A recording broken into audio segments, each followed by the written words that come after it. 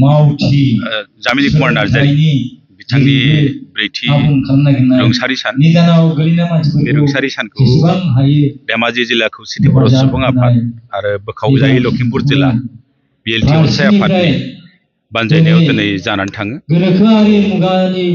जोंनि ओनसोलनि गोबां माहारियारि आफादफ्रा बे हाबाफारियाव बाहागो लाफैयो आरो गाहायै जोंनि बर' कसारि वेलफेयार समाज काउन्सिल मानगोनां दिनेश्वर बसुमतारी बिथाङाबो बाहागो लाफैयो मैखोमै। बेखौ जों खौसेथि बर' सुबुं आफादा मोनसे लेभेलसिम लांनो नागिरदों, मानोना बिथाङा जिहेथु थुलुंगा होगिरि, मानसिखौ खैफोदाव गोलैनायखौ बोखांनानै हेफाजाब होनानै बोरैहाय मानसिखौ थिग खालामनो हायो बेनि सायाव खामानि मावबोनाय।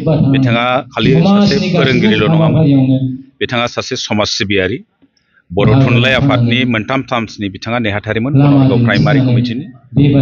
आरो बेजों लोगोसे बिथाङा 1978 मायथाइयाव जिहेतु बर' बिजोंनि सोमावसारनाय जादोंमोन, बे सोमावसारनायाव पुलिसजों बुजानायजों लोगोसे बिथाङा जोबथेसालियावबो जेल जानांदों। आरो बिथांनिफ्राय जों जायगानि सुबुंफोरनिफ्राय मोनथिनाय बायदिब्ला आरो बिथांनि सायाव लिरबिदांफोरखौ फरायनानै जों मिथिनो मोनदों बिथाङा सासे मोजां सासे आबादारिमोन। आरो बिथाङा बे बनरगाव ओनसोलाव बिथाङानो गोनोखो आदबजों खामानि मावजेननाय, आबाद मावजेननाय सासे सुबुं।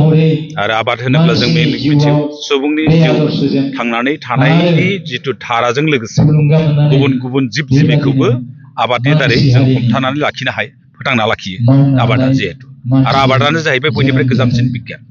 आरो बेखौ खोब गोसो होनानै बिथाङा मावोमोन। बिथाङा हाल खदालजों मावनायजों लोगोसे पावार टिलारजों बिथाङा बे जायगायाव बाहायजेनदोंमोन। पावार टिलारजों बाहायनायनि उनाव बिथाङा हाख'वा मोननानै ट्रेक्टरबो बाहायदोंमोन।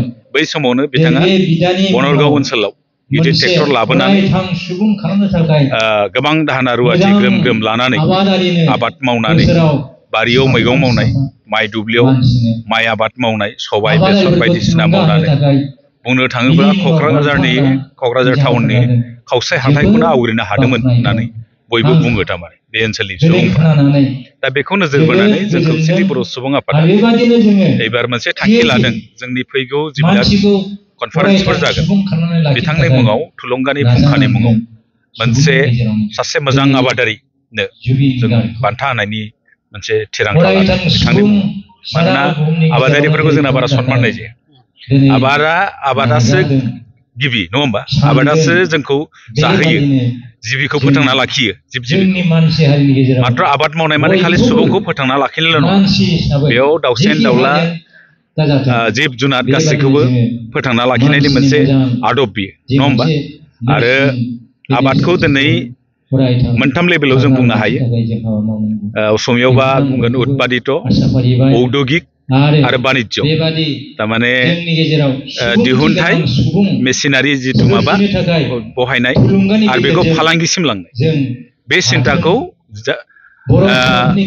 थुलुंगानि फुंखा जामिनी कुमार नार्जारिया सिगाङावनो साननानै मावबोदोंमोन। थारमाने बिथाङा दिहुनथायदोंमोनबो आरो आबादखौ मावनो बिथाङा दाजेमफोर, मेसिनफोर बाहायदोंमोन आरो बेखौ बिथाङा फालांगिसिम लांदोंमोन। थारमाने आरो दिनैनि दिनाव बेखौ खालामबासो जोंनि माखासे सुबुंफ्रा जेब्ला खामानिनि आंखाल, खामानिया थिसनजानाया जागोन आबादनि दारै।